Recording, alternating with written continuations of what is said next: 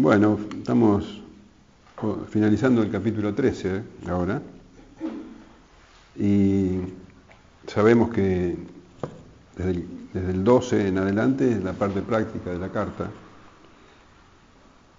y Pablo nos dice que tenemos que dejarnos transformar nuestra forma de pensar, nuestro entendimiento, para que podamos comprobar cuál es la buena voluntad de Dios, agradable y perfecta.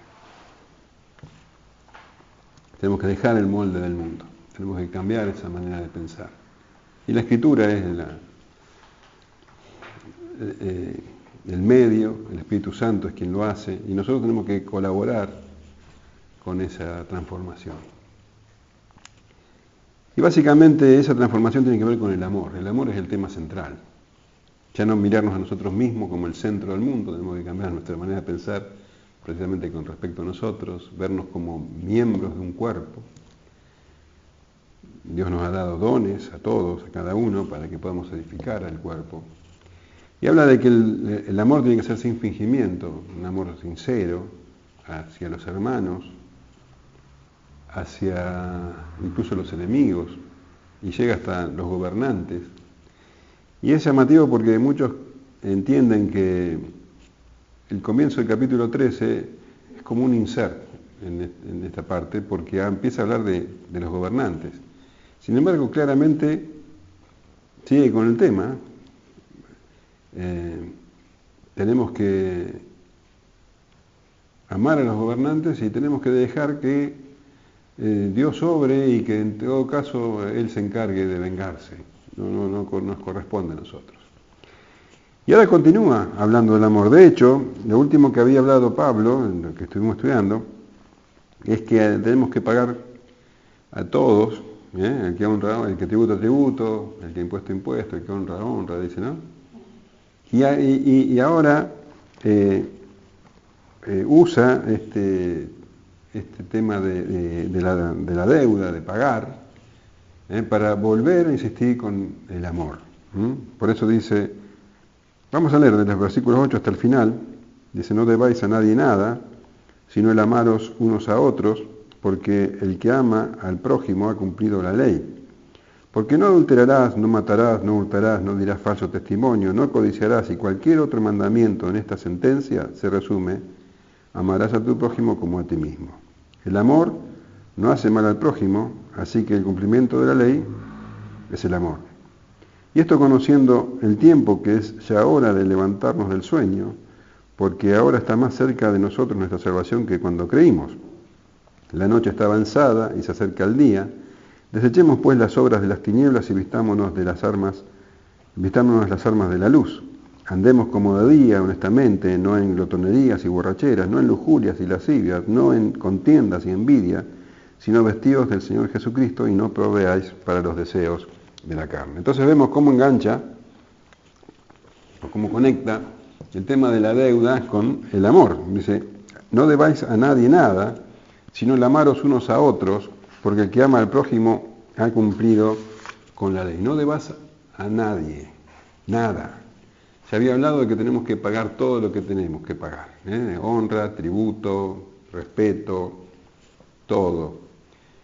Y Pablo es enfático al decir, no debáis a nadie nada.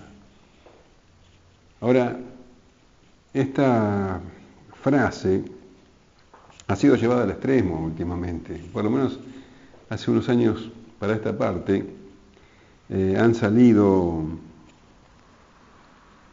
incluso pastores que se llaman pastores de finanzas, que dicen, que enseñan a manejar la economía conforme a principios bíblicos. No voy a hacer juicio sobre esto, pero me acuerdo de uno en particular que sostenía que un cristiano no tiene que deber a nadie, entonces no tiene que pedir préstamos, no tiene que sacar ningún crédito. Pero esto es llevar demasiado lejos, la Escritura no está diciendo eso. Simplemente está diciendo que paguemos lo que debemos. Si tenemos alguna deuda, paguémosla. Así que si alguien quiere sacar un préstamo alguien quiere sacar alguna cosa a crédito, simplemente tiene que hacerse responsable de lo que hace y pagarlo. De eso se refiere. Salmos 37, 21 dice, el impío toma prestado y no paga, mas el justo tiene misericordia y da. Entonces, eso de no pagar las deudas es una actitud de los impíos, no de un hijo de Dios.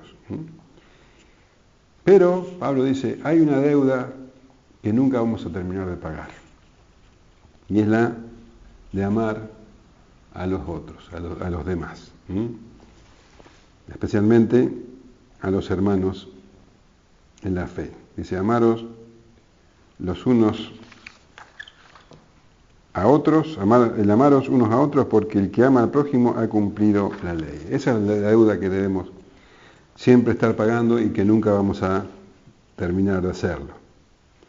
A todos, especialmente a los hermanos en la fe. Y dice que el que hace esto ha cumplido con la ley. Nosotros sabemos que la ley, cumplir con la ley no trae salvación, es imposible cumplir con la ley. Pero la persona que ha sido justificada por la fe, capacitada y motivada por el Espíritu Santo, entonces busca hacer la voluntad de Dios.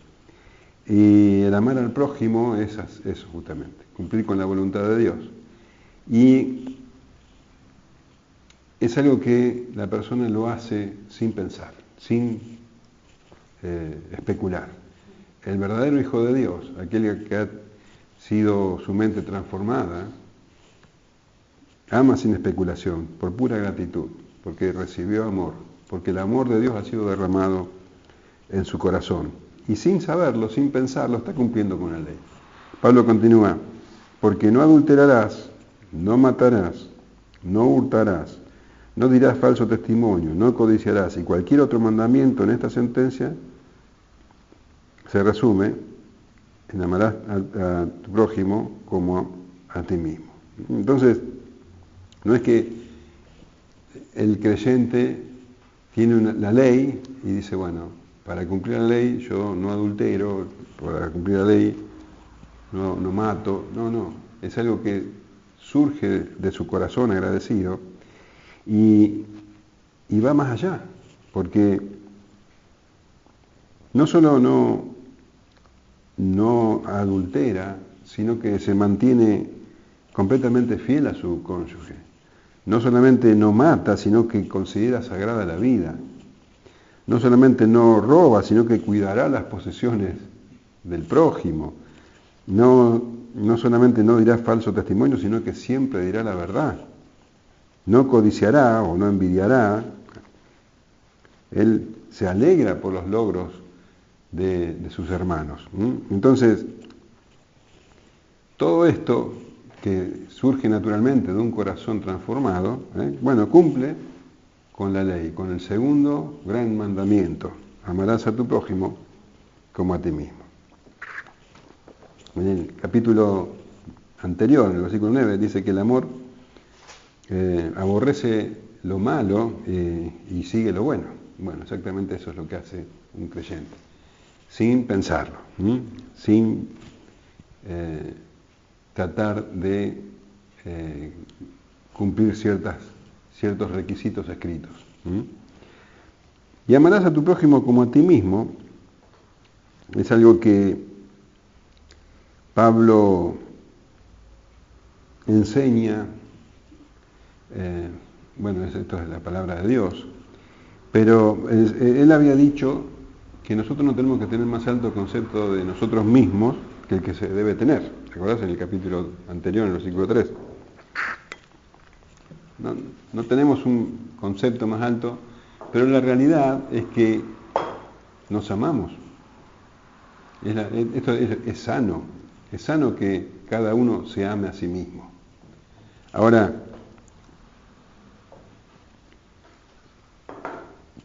amarnos quiere decir que nos cuidamos, que nos alimentamos, que nos abrigamos. Y todo esto lo hacemos sabiendo que no somos perfectos, que tenemos muchísimas fallas, que nos equivocamos, que pecamos, Y aún así, nos amamos. ¿Y qué dice la Escritura? Que tenemos que amar al otro como a uno mismo. ¿Esto qué quiere decir? Que si nosotros nos amamos a pesar de todas nuestras fallas, tenemos que amar al otro a pesar de sus fallas. Entonces, esta clase de amor no se da solamente al que se lo merece, a todos. Y Pablo dice, es una deuda. Es una deuda amar. Más allá de que la persona que recibe ese amor no es perfecta, más allá que es una persona que falla, incluso más allá de que sea agradecida o desagradecida con el amor que nosotros le propinamos. Es una deuda y tenemos que pagarla. Y nunca vamos a terminar de pagarla. Siempre. Dice Pablo, el amor no hace mal al prójimo, así que el cumplimiento de la ley es el amor. Y esto es algo que es muy importante, porque Pablo no está diciendo que amor significa no hacer mal al prójimo.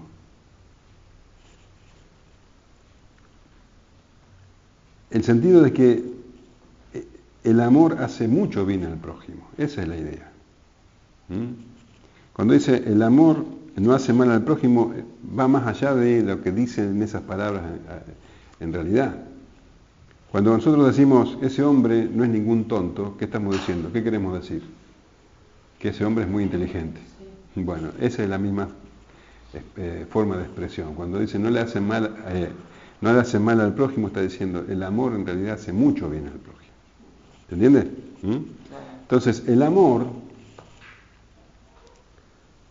que Dios ha derramado en nuestro corazón es lo suficientemente poderoso como para lograr que una persona quite todos los obstáculos delante de sus ojos para amar al prójimo. ¿Se entiende lo que dije? Aunque alguien sea desagradable, aunque alguien sea desagradecido, aunque alguien incluso sea violento, bueno, el amor hace que todos esos obstáculos puedan ser salvados para que nosotros podamos darle el amor que le debemos, porque es una deuda. Pablo en 1 Corintios 13 dice, el amor todo lo sufre, todo lo cree, todo lo espera, todo lo soporta. Ese es el tipo de amor que viene de Dios. Solamente aquellos, dice Juan, que conocen a Dios pueden amar. 1 Juan 4:8. El que no ama no ha conocido a Dios porque Dios es amor. Ahora, Pablo conecta este tema dice, y esto conociendo el tiempo, que es ya hora de levantarnos del sueño, porque ahora está más cerca de nosotros nuestra salvación que cuando creímos. O sea que no solamente tenemos que amar al prójimo, porque cumplimos la ley con eso, porque es algo que surge de un corazón en el que el amor de Dios ha sido derramado, pero además amamos porque tenemos un conocimiento crítico, un conocimiento que los demás no tienen sobre el tiempo en que estamos viviendo. Y esto conociendo el tiempo, que ya es hora de levantarnos del sueño, porque ahora está más cerca de nosotros nuestra salvación que cuando creímos. Nosotros tenemos, dice, y esto, se refiere a todo lo que estuvo diciendo a partir del capítulo 12. Y esto, el hecho de que nosotros ya no nos veamos como personas aisladas, sino que entendamos que somos parte de un cuerpo y que amemos a los hermanos y que no nos venguemos de los que nos hacen daño, sino que amemos a nuestros enemigos y que también tengamos una mirada espiritual sobre las autoridades y todas estas cosas, tiene que ver con que somos conscientes del tiempo en que estamos viviendo. No podemos seguir como antes, no podemos vivir el tiempo que nos queda quejándonos de del pasado, de lo que sufrimos, de los viejos rencores, quejándonos de las ofensas recibidas. No, tenemos que entender que vivimos en un tiempo oscuro, de tinieblas, y que, dice Pablo, es ya hora de levantarnos del sueño. O sea, vivir o soñar o estar dormidos quiere decir vivir como el mundo. Estar dormidos quiere decir no haber dejado que nuestra mente sea transformada. Todavía vivir con los criterios del mundo. La persona que vive así todavía dice que está como en un sueño. Y Pablo dice que ustedes ya tienen que despertarse. Tienen que espabilarse. Tienen que ver el tiempo que estamos viendo con una perspectiva diferente. La palabra tiempo, vos sabés que en este caso es la traducción de kairos, que significa ocasión, oportunidad, el tiempo oportuno, la hora señalada. En la carta a los Efesios, Pablo escribe esto, en Efesios 5:14. Por lo cual dice, despiértate tú que duermes y levántate de los muertos y te alumbrará Cristo. Mirad pues con diligencia cómo andéis, no como necios, sino como sabios, aprovechando bien el tiempo, porque los días son malos. Por tanto, no seáis insensatos, sino entendidos de cuál sea la voluntad de Dios. El sueño es vivir como necios, como insensatos, desperdiciando el tiempo en hábitos pecaminosos, en placeres pasajeros, en pensamientos mundanos. Eso es vivir como un necio. Preocuparse por las circunstancias, estar pendiente de los noticieros y cosas como esa.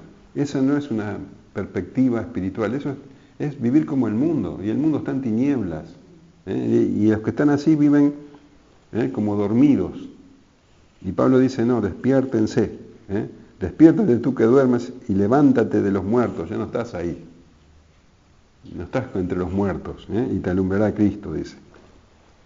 Entonces, tenemos que darnos cuenta que este es el tiempo donde Dios nos puso a nosotros para, principalmente para buscar la santificación, para dejar que el Espíritu Santo obre en nosotros y poder ser instrumentos de Dios para bendición de otros. Tenemos que despertarnos para entender cuál es la buena voluntad de Dios, agradable y perfecta. No podemos seguir como si no hubiera pasado nada en nuestras vidas. Dice, porque ahora está más cerca de nosotros nuestra salvación que cuando creímos. Cada minuto nos acercamos más a la venida del Señor. Entonces tenemos que estar atentos a eso. ¿Cómo vamos a estar pendientes a ver si sube o no sube el dólar? Esas cosas no pueden ser la preocupación del creyente. Esa es la preocupación del mundo. Si nosotros estamos pendientes de esas cosas porque estamos dormidos. Estamos dormidos. Y Pablo dice, no, despiértense. Entonces, conocer, entender los tiempos, es bueno, buscar la voluntad de Dios y saber que Cristo está cerca es un incentivo muy fuerte para buscar la santidad. El apóstol escribe a los tesalonicenses, 1 Tesalonicenses 5:1. Pero acerca de los tiempos y de las ocasiones, no tenéis necesidad, hermanos, que yo os escriba, porque vosotros sabéis perfectamente que el día del Señor vendrá así como ladrón en la noche, que cuando digan paz y seguridad, entonces vendrá sobre ellos destrucción repentina, como los dolores a la mujer encinta, y no escaparán. Mas vosotros, hermanos, no estáis en tinieblas, para que aquel día os sorprenda como ladrón, porque todos vosotros sois hijos de luz e hijos del día. No somos de la noche ni de las tinieblas. Por tanto, no durmamos como los demás, sino velemos y seamos sobrios, pues los que duermen de noche duermen, y los que se embriagan de noche se embriagan. Pero nosotros, que somos del día, seamos sobrios, habiéndonos vestido con la coraza de fe y de amor, y con la esperanza de salvación como yelmo, Porque no nos ha puesto Dios para ira, sino para alcanzar salvación por medio de nuestro Señor Jesucristo, quien murió por nosotros, para que sea que velemos o que durmamos, vivamos juntamente con Él. Entonces, esta es la vida que debemos vivir, porque de eso se trata. Nosotros debemos presentar nuestros cuerpos como sacrificio vivo, dice Pablo. Bueno, entonces tiene que ver con esto, con que estemos entendidos del tiempo que estamos viviendo. No que sigamos como antes, como si no hubiera pasado nada. No, Cristo nos salvó, nos dio justificación, su Espíritu está en nosotros. Bueno, vivamos conforme a eso. Y nuestra vida tiene que reflejarlo. No podemos vivir como si estuviéramos en el mundo, como si estuviéramos dormidos. Los que duermen lo hacen de noche, o sea, los que están en tinieblas duermen. Nosotros tenemos que estar despiertos. No podemos estar con las mismas cosas que antes. Dice en esta misma carta, capítulo 5, versículo 22. Absteneos de toda especie de mal, y el mismo Dios de paz os santifique por completo, y todo vuestro ser, espíritu, alma y cuerpo sea guardado irreprensible para la venida de nuestro Señor Jesucristo. Eso es lo que tenemos que anhelar y para eso tenemos que vivir. Cristo viene. Tenemos que estar preparados para su venida. En Hebreos 10:23 leemos lo siguiente. Te voy a leer la nueva traducción viviente. Mantengámonos firmes sin titubear en la esperanza que afirmamos, porque se puede confiar en que Dios cumplirá su promesa. Pensemos en maneras de motivarnos unos a otros a realizar actos de amor y buenas acciones. Y no dejemos de congregarnos como lo hacen algunos, sino animémonos unos a otros, sobre todo ahora que el día de su regreso se acerca. Estemos despiertos, motivémonos los unos a los otros. Cuando vemos que un hermano está dormido, despertémoslo y no dejemos de congregarnos, porque ese es el momento donde la iglesia se reúne para edificarse los unos a los otros. Animémonos, porque su venida está cerca. Santiago 5:7 dice, amados hermanos, tengan paciencia mientras esperan el regreso del Señor.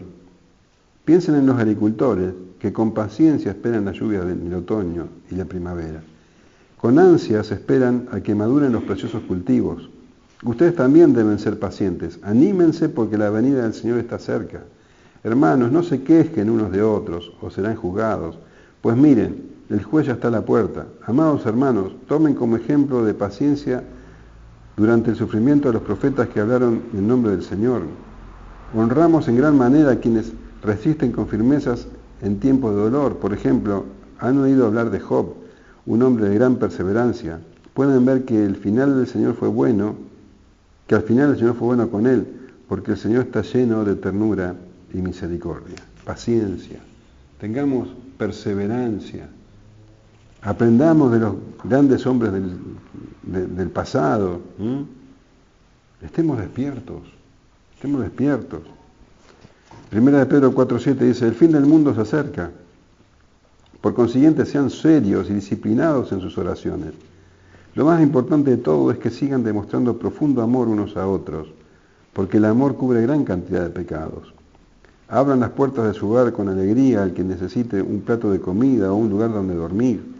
Dios, de su gran variedad de dones espirituales, les ha dado un don a cada uno de ustedes. Úsenlos bien para servirse los unos a los otros. ¿Has recibido el don de hablar en público? Entonces habla como si Dios mismo estuviera hablando por medio de ti. ¿Has recibido el don de ayudar a otros? Ayúdalos con toda la fuerza y la energía que Dios te da. Así cada cosa que hagan traerá gloria a Dios por medio de Jesucristo. A Él sea toda la gloria y todo el poder por siempre y para siempre. Amén. Ese es el motivo de nuestra vida. La gloria de Dios. Es lo que no es así como empieza el capítulo 12, que le ofrezcamos nuestra vida, le ofrendemos nuestra vida. Ese es el culto racional.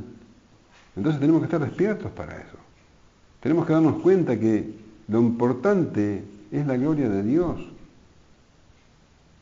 Despertémonos de este ensueño. El Señor lo dijo en parábolas.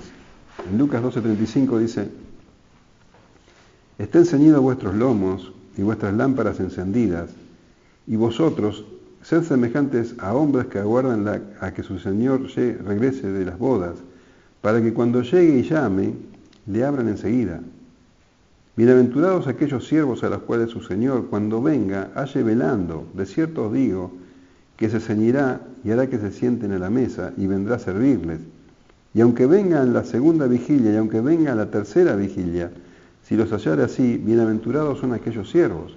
Pero sabed esto, que si supiese el padre de familia a qué hora el ladrón había de venir, velaría ciertamente y no dejaría minar su casa. Vosotros pues también estad preparados porque a la hora que no pensáis, el Hijo del Hombre vendrá. Entonces Pedro le dijo: Señor, ¿dices esta parábola a nosotros o también a todos? Y dijo el Señor: ¿quién es el mayordomo fiel y prudente al cual su Señor pondrá sobre su casa para que a tiempo les dé su ración? Bienaventurado aquel siervo al cual, cuando su Señor venga, le haya haciendo así. En verdad os digo que le pondrá sobre todos sus bienes. Mas si aquel siervo dijere en su corazón: mi Señor tarda en venir, y comenzara a golpear a los criados y a las criadas, y a comer y a beber y a embriagarse, vendrá el Señor de aquel siervo en día que éste no espera, y a la hora que no sabe, y le castigará duramente, y lo pondrá con los infieles. Aquel siervo que, conociendo la voluntad de su Señor, no se preparó, ni hizo conforme a su voluntad, recibirá muchos azotes. Mas el que sin conocerla hizo cosas dignas de azote, será azotado a poco. Porque a todo aquel a quien se haya dado mucho, mucho se le demandará, y a que mucho se le ha confiado, más se le pedirá. Entonces es muy importante que nos demos cuenta qué clase de vida estamos llevando. ¿Estamos dormidos? ¿Estamos dormidos? Son las cosas del mundo las que nos interesan. Entonces estamos en peligro de ser como este siervo, que cuando el Señor llegue nos va a encontrar distraídos, no velando. Y dice que todavía va a tener más castigo que aquel que no sabe.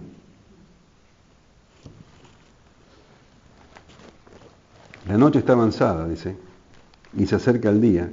Desechemos, pues, las obras de las tinieblas y vistámonos las armas de la luz.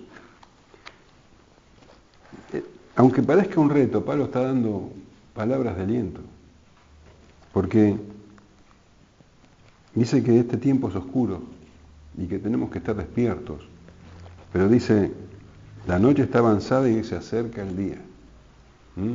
Está por amanecer, no sabemos cuándo, pero el día se acerca. La oscuridad está llegando a su fin, de a poquito. Está más cerca el fin de la oscuridad que cuando creímos. Cada día está más cerca. Entonces, se acerca el día, la era de la santidad, de la luz, de la alegría, del gozo. Se acerca. Y Pablo está diciendo: despiértense que está amaneciendo. Arriba, arriba, vagos. Fíjate que usa la imagen de la ropa. Dice: desechemos pues las obras de las tinieblas. La imagen ya la usa también en el Efesios. Es como si desechar es sacarse la ropa vieja. Una ropa vieja, sucia, rota, te la sacás para no volvértela a poner. Y vistámonos, dice, las armas de la luz. Está hablando de una armadura, literalmente la armadura de la luz. Es como si nos vistiéramos para la guerra. De hecho, estamos librando una guerra santa. Entonces, desechemos las obras de las tinieblas. Desechemos esa vida de tinieblas, esa manera de pensar sin entendimiento. Despertémonos del sueño y andemos como de día, dice, honestamente, no en glotonerías y borracheras, no en lujurias y lascivias, no en contiendas y envidias.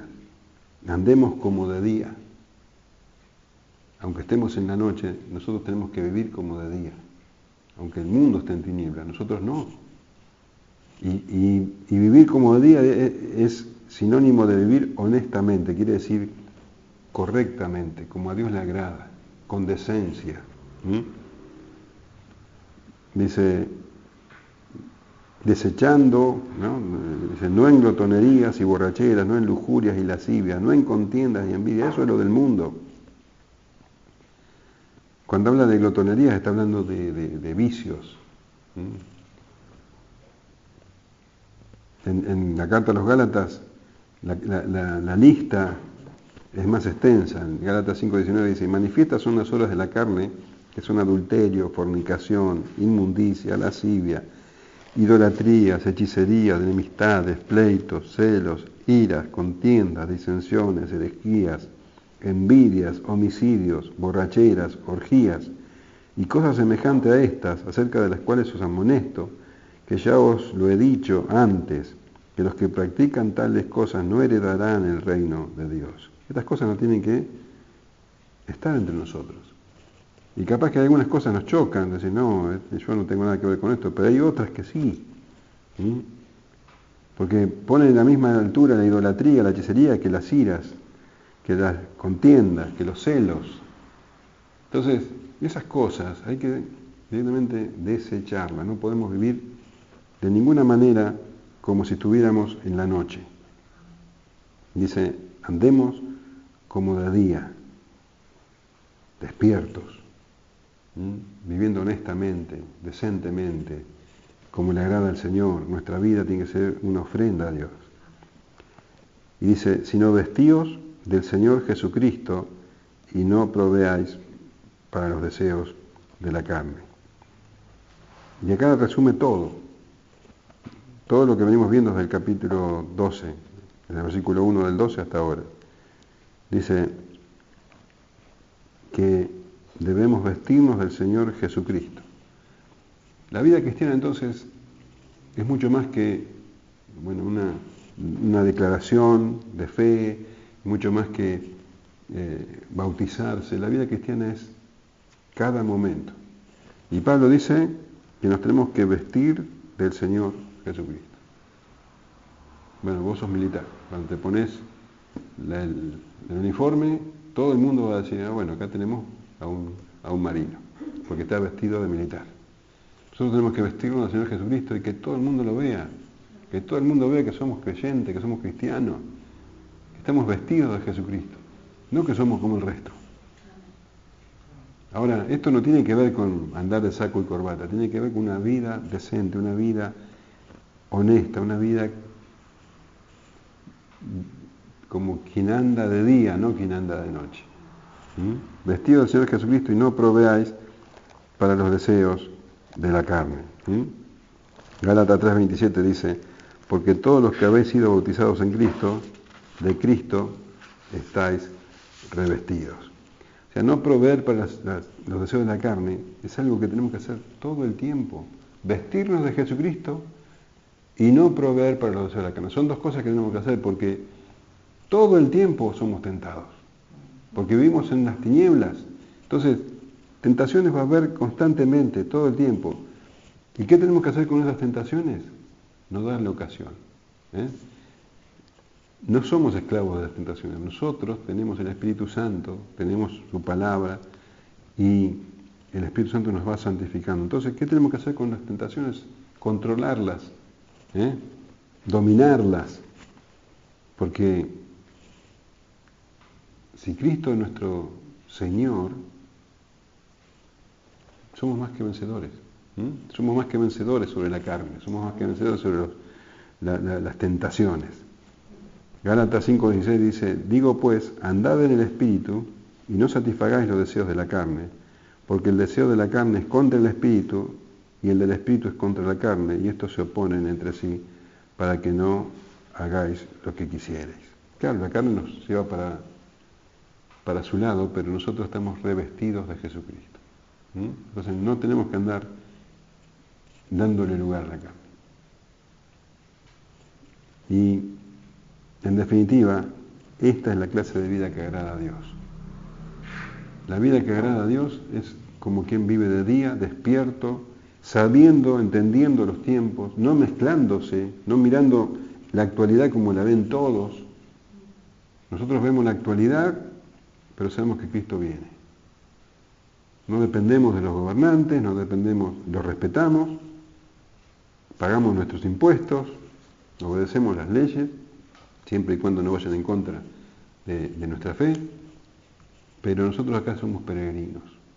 Entonces, nuestra vida es una ofrenda agradable a Dios. De eso se trata.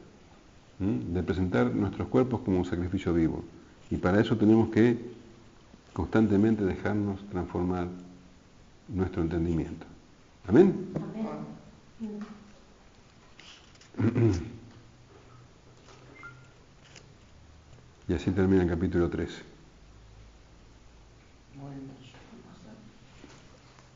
¿Se entendió? Sí.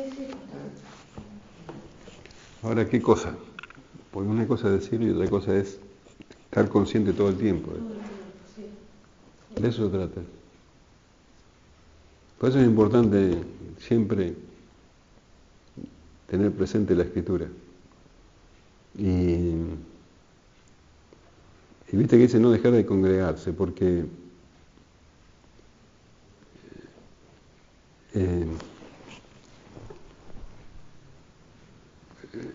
está hablando de que cada uno tiene sus diferentes dones y que se ponen para el servicio del otro. Y bueno, cada uno tiene la Biblia en su casa, ¿no? Pero la realidad es que nunca fue así. Recién ahora es así. Nunca la Biblia estuvo en los hogares. Lo que Dios hizo es que los hermanos se reúnan, por lo menos una vez a la semana, a estudiar la palabra. Que haya un maestro que las enseña, porque no todos ni siquiera sabían leer. Entonces un maestro les enseña, y esa palabra edifica a todos. Y esa palabra la meditan todos. Y dice que todos juntos van creciendo. Juntos, van creciendo hasta llegar a la estatura, dice. Ahora, si no nos congregamos, uno dice, bueno, pero escucho la palabra en un sermón, escucho a Núñez, a Michel. No es lo mismo. No es lo mismo, porque esto es algo para todos. O estudiar la palabra por tu lado, el otro por el lado. No, tenemos que crecer juntos. Es una pena ahora que estemos solitos. Pero bueno, es lo que es. Pero la palabra, ves, ahora nos está diciendo, despiértense, todo el tiempo nos está diciendo, la venida del Señor está cerca. ¿Cuántas veces le escuchamos últimamente que el Señor viene? Y si no, nos mezclamos, si no estamos siempre siendo exhortados, como que nos dejamos deslizar. Sí, muy importante pasar tiempo con... Totalmente, sí. Muy importante. No es lo mismo porque Dios puso el cacique flama en cuerpo, no por cada uno por su lado. Está bárbaro que cada uno tiene su familia, que pueda hacer, pero eso no suplanta, claro, estudiar juntos la palabra. Y así.